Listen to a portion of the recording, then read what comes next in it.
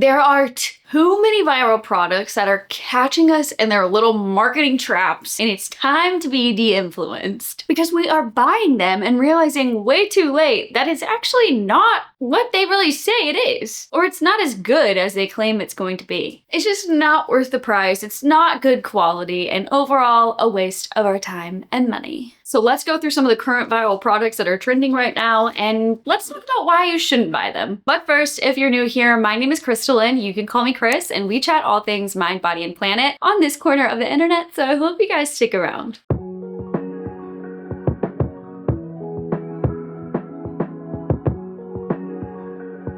I've been seeing this everywhere.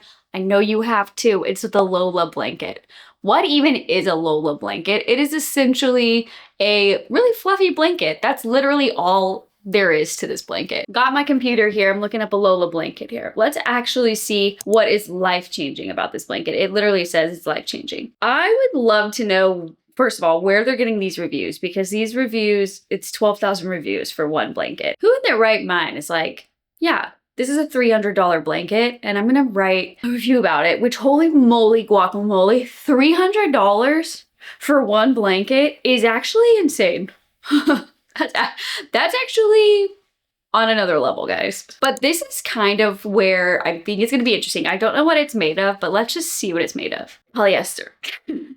This thing is 95% polyester and 5% spandex. Do we know what polyester is? In case you don't, polyester is essentially plastic that has been spun into be a thread, a weave, a fabric, if you will. Not to mention, you're gonna spend $300 on one blanket made of plastic and you can't dry it in the dryer. It has to hang dry. That's actually crazy. I don't know what kind of voodoo they put in here to have everybody and their mother start buying these and everyone like just start doing ads for them, but that's not worth it. I feel like polyester is the one thing I could say to immediately be like, not worth it. No amount of polyester fabric is worth anything more than like $20, $30, maybe $50. Polyester is plastic. If you're spending $300 for the world's softest blanket, it better be like merino wool. It better be cashmere at that price, honestly. Okay, I've said enough about the Lola blanket. You don't need it, okay? There are other blankets out there. Spend your money elsewhere. Next up, this one always gets me, but seasonal PJs. It's just that time of year where I'm starting to see a lot of ads for matching PJs. The seasonal PJs, those do get me because one, they are very cute, but they do start to add up. And let's be honest, you already have a pair that's probably in your closet already. So do you really need a second pair? Or for some of us, a fifth pair? Probably not. No, you can definitely get by with what you already have. Not to mention, especially when I look online, it's the same argument for the blanket. A lot of these pajamas are made of polyester. That's like the main fabric type included in these pieces of clothes, and I just don't think that's worth it. I think if you find a piece or something that's just absolutely perfect, it's the best design you've ever seen, and you're gonna wear them every year until you can't fit in them or until a giant hole rips in the kneecap, then at least let it be cotton pajamas. At least that's breathable. Because polyester, since it's plastic, it is not breathable. Cotton, on the other hand, because it's a natural fiber, is breathable. So there you go. You already probably have a pair of seasonal pajamas. You don't really need another pair if you already have one pair. And two, they're usually made of synthetic fibers that's just really not great quality anyways, for the price you're paying. On the note of seasonal things, let's talk seasonal decor, because we're also in that time of year where everybody's giving hauls for their seasonal decorations that they've found at Home Goods, TJ Maxx, wherever, whoever, Hobby Lobby, Michael's, wherever you're going for your spooky ooky or Mariah Carey themed Christmas decor. I am a sucker for seasonal decor. I really am. Okay, fall and Christmas are my favorite seasons to decorate for. I don't really decorate for any other seasons, but I love a good fall garland. I want those fall little leaves everywhere around my house, especially since I live in Texas. It's 95 degrees outside. So there is that. So at least I can kind of pretend when I'm inside. But I think the problem with seasonal decor and the fact that everybody seems to be doing hauls, and then you watch somebody's haul and then you're like, oh, now I want that same excitement that comes with the haul. You have to be honest with yourself of what you're picking up at some of these stores.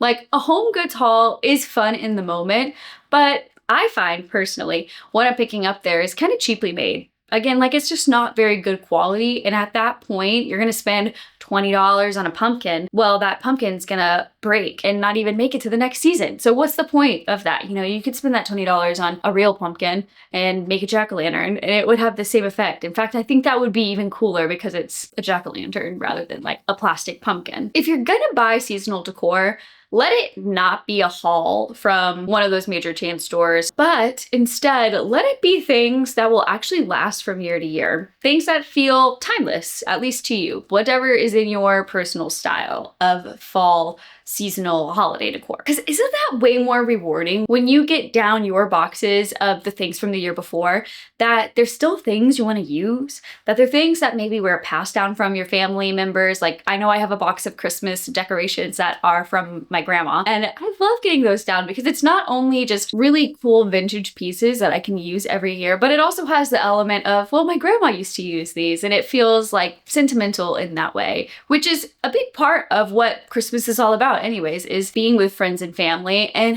creating those memories and being present for those memories. You don't get that kind of sentimental value with random things you get at Walmart or Target or Home Goods, TJ Maxx. The list is endless. All that to say, you don't need the haul. Okay? You don't need the haul. I don't either. I'm saying this to myself too because I'm watching the haul videos and I love a haul video, especially when it comes to holiday decorations, but I know my house doesn't need that kind of stuff, and it's more important to be intentional. Actually bring in stuff that you're actually gonna like, use, and will last you years to come. Saw this on my For You page. Apparently, people are buying these food containers called Weck Jars, and they're claiming that they're the best for making your coffee. I actually don't know which one started one or the other, but I feel like this was like very cause and effect because a video went viral of someone using their old jam jar, a Bon Bon Bon jam jar, super cute. It has a plaid lid on top, and when you make a cute coffee, you can put the lid on top, and it's a perfect little to-go container for a to-go coffee. It looks really, really cute. However, I think people saw that,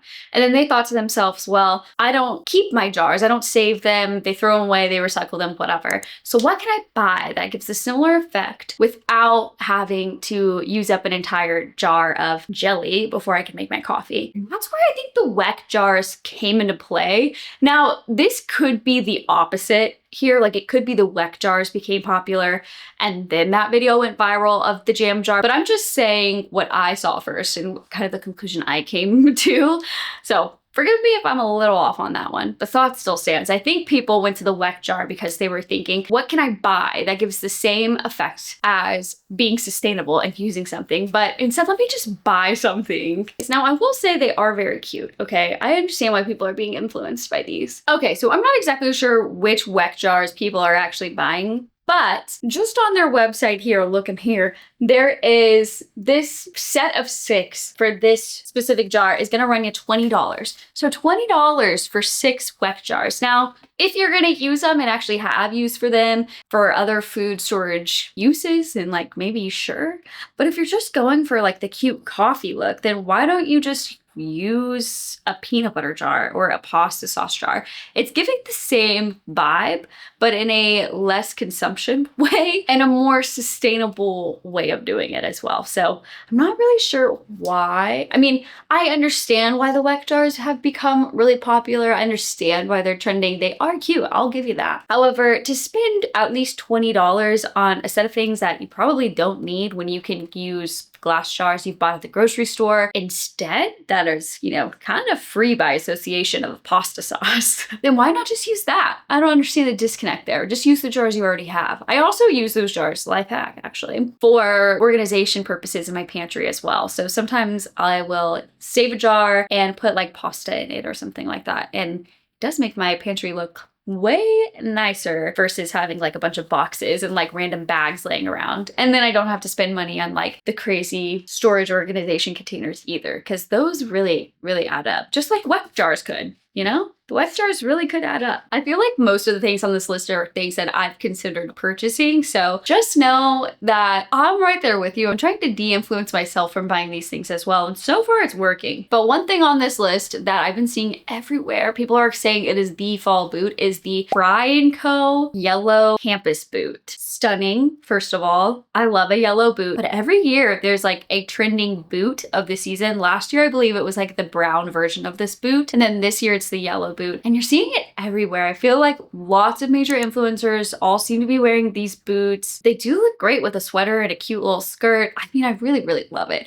However, how are they much different than a knee-high boot of any other color? Like if you already own a brown or a black boot, I feel like you could get the same look wearing those boots. You don't actually need the yellow version of them. And it does make me worry because every year there's a new trending fall boot. Are we even going to be wearing these boots the next season, or will we fall into the trap of, oh, there's another boot. Next year it's red, and then everybody wants the red boot? Because I do feel like that does tend to happen. And then if you wear the yellow boot after it has, you know, passed its peak trend, then people kind of will be like, oh, well, that's last year's boot. Wouldn't it just make more sense to like buy like a timeless boot? I don't know. I'm not sure if the yellow is really timeless. Okay, I'm looking up the price of this boot. It looks like if you want to buy these boots, they're gonna run you $160. But that's on the Famous Footwear website. If you go to the Fry & Co. website, they were like $500. So I'm not really sure what the difference is between Famous Footwear and the brand's website, because it says it's the same brand anyways. But that is some serious cash to drop on a boot that you may or may not wear the next year. Now, if it fits your personal style and you've been waiting for a yellow boot to come out and you just keep wishing that you had a yellow boot, then I don't know, maybe there's some credit to wanting these, but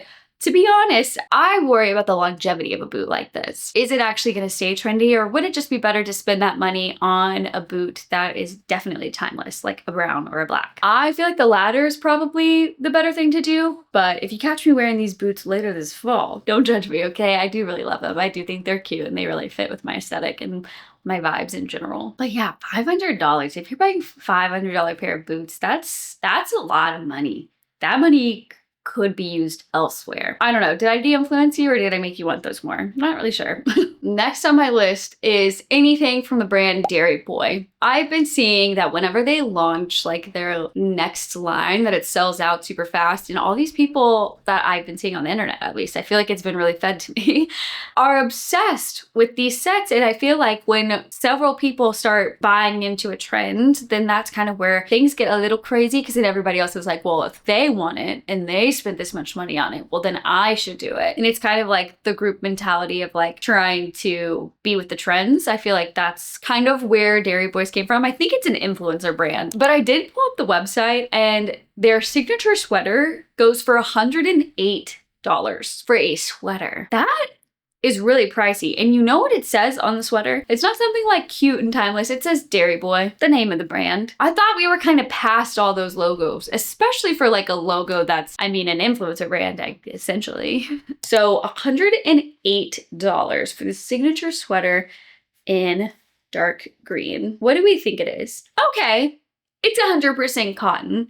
You know, that's not that bad, and it looks like it's got a pretty good knit, but it does feel like a lot of money for something like that. Let's see, they have another striped knit zip up. It's $88 for like a cropped jacket. Let's see what this is made of. Description. It actually doesn't have the fabric listed anywhere on the website, so that's not giving me good vibes, especially because the sweater had the description of the fabric, but why does this half zip not have a description of the fabric? It makes me think it must be not good, and that's why they're not putting it on there. Anyways, all this to say, look at the fabric before you buy something. Before you drop a ton of coin on something, look at what it's made of, because if it's made of polyester, then why spend that much money on something like that? Like, it really does baffle me. So I'm gonna go ahead and say Dairy Boy feels like a brand that maybe has some good stuff, but I would say by the case of some of these things not having their fabric material on all of the products, it makes me wonder if they are hiding the fact that the ones that don't have the fabric materials on their website, that they must not be made of a natural fiber. Anyways, all that to say, $100 for one sweater is a lot of money with the logo on it. I don't know how I feel about that. Actually, I do know. I don't think I like it. I don't think I like it. So it feels like one of those brands that you just buy to feel like you're in with a crowd versus creating your own personal style. Last but not least, another product I've been seeing all over my For You page is the Ballerina Farms protein powder. Another weird one to see a lot of ads for, and a lot of people just really raving about the product with like a TikTok shop link. It makes me feel like a lot of gifted stuff has been thrown out there for people to talk about, like, oh, if you do a video in exchange for us sending you this free product, then we'll send it to you for free. And then people will just accept it because they're like, great, I'll throw it up as a TikTok shop and maybe I'll earn commission from it, especially from a brand that is, again, an influencer brand. The problem with the Ballerina Farms protein powder, and again, just seeing so many people talk about it and then have the links to it, is that I'm not really sure what reviews are honest, because sometimes, like, when people, even if they get sent free product and they're not like paid or required to post a positive video about the product, I feel like a lot of people still have the inclination to post a positive review knowing that they got the product for free. So it definitely seems like there was like kind of a content creator like push to other influencers, which then made other people buy the protein powder and then try and get their own review. But the problem with that is I don't know if I find it fully authentic. Maybe the protein powder is really, really good, but I did look up how much it costs for one bag. One bag of the protein powder is $67. $67 for one bag of protein powder feels, again, really expensive. And I don't know if it's actually worth that money. There are so many other protein powder brands out there that are way more affordable that probably taste just as good, but don't have the influencer name backing up those brands. And I feel like those are definitely maybe worth trying before just buying the influencer brand because she's like a very crunchy granola momfluencer who came out with her own protein brand. I don't know. There's just something that doesn't fully sit right with me about it. I also feel like the trad wife persona can be really hurtful. Maybe just be considerate of who you're supporting whenever you buy brands like that. And then also just consider, is $67 worth one bag of protein powder that will last you a month? I don't know. I feel like that's really overpriced. I'm not sure who in like a normal family would opt for something like that if it weren't like the best protein powder ever with all these major benefits. But from what I'm reading online, there's really nothing that is too crazy good about this protein powder in comparison to other ones on the market that are more affordable. So what do you think? Were you de-influenced? Did I do a good job? Are we feeling more encouraged to consider our purchases before we buy them? Because I know that I am, after going through all of these items that I've been seeing, just bombarded with, honestly, just all the time. I'm just seeing like all of these videos, literally. It's crazy. I'm tired of looking at ads all the time. Let me know in the comments if there's any product on this list that you didn't see that you want to be de-influenced from, and I can make a part, technically 3 to this video, because I think this is my second time doing a video like this. And honestly, I really like them. I'm not sure if I'm that good at it, but just know I'm right there with you when it comes to falling into the trap of wanting to buy things because you see it so much on social media and it feels like everyone has one except for you, which is not true. Just so you know, it's not true. Not everyone has it. So drop what you want to be de-influenced from in the comments. Let me know if there's anything on this list that you did buy that you were like, yeah, I bought it and it was not worth it, or vice versa, if you did buy it and it was worth it. I don't know. I would be curious to know both sides. Thank you so much for watching this video. If you liked this video, give it a thumbs up. It will make the YouTube algorithm super happy. And if you want to see more videos like this, you can subscribe for more, and I will see you there. So thank you so much for watching, and I will see you in the next video. Bye!